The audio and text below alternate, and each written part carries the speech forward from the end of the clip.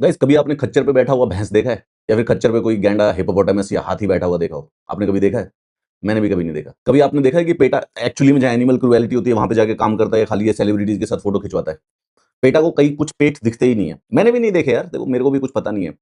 Now पहले तो ये भी बात गलत है कि किसी की बॉडी शेम की जाए और किसी को बोला जाए भैंस। भैंस भैंस तो मेरा फेवरेट जानवर है। मतलब गाय अगर हमारी माता है, तो भैंस भी मौसी हुई। बल्कि मैं तो कहता हूँ भैंस भी हमारी माता ही है। भैंस को भी मैं माँ ही मानता हूँ। भैंस से बेटर कोई जानवर तुम्हें मार्केट में कभी मिलेगा नहीं। मतलब मेरे मन में भैंस के लिए और गाय के लिए दोनों के लिए बराबर की रिस्पेक्ट है। तो इसीलिए भैंस, हिप्पोपोटामस, हाथी ये वर्ड्स यूज़ करना भी गलत है।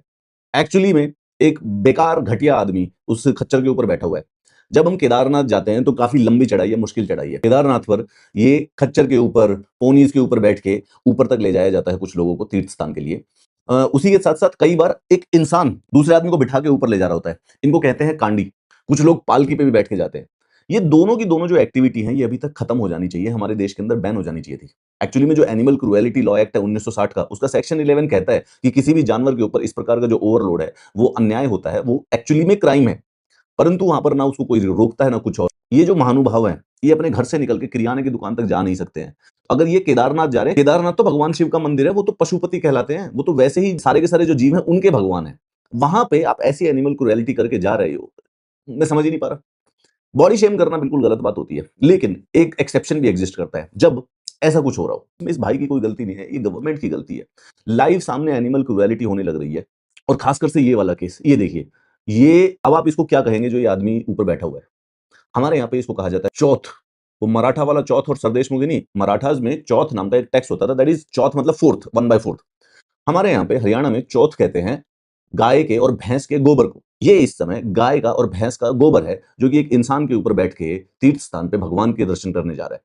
हाँ, ये दोनों की दोनों प्रैक्टिसेस 2026 में हमारे देश में चल रही है।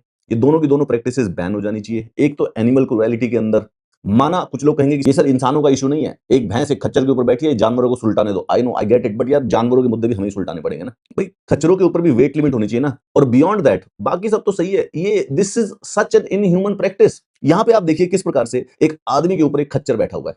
पहले वाले में तो एक खच्चर एक इंसान जैसे दिखने वाले असुर को लेके जा रहा था, लेकिन यहाँ पर तो खच्चर ही आदमी के ऊपर बैठ गया। चलो एनिमल क्रूएल्टी तुमसे बंद नहीं होती, लेकिन इस प्रकार का ये तो ह्यूमन क्रूएल्टी हो गई ना, इसको तो बंद करना चाहिए इंसान को। ऐसी हमारे बड़े सारे से जो पहाड़ों में जो तीर्थ स्थान है, वहां पर अभी भी आज भी ये प्रैक्टिसेस चलती हैं। Legit out and out ban होना चाहिए। पहाड़ों पर चलने के लिए सब नहीं जा सकते हैं, खच्चर फिर भी वहां पर यूज किए जा सकते हैं, बट ऐसे उसमें भी तो वेट लिमिट होनी चाहिए कि भाई 50-60 किलो, दैट इज इट। उससे पशुपति के दर्शन करने जा रहे हो और जो पशु है उनकी, what is wrong with us man, what is wrong with us as humans? इस चौथ को क्या पुण्य मिलेगा?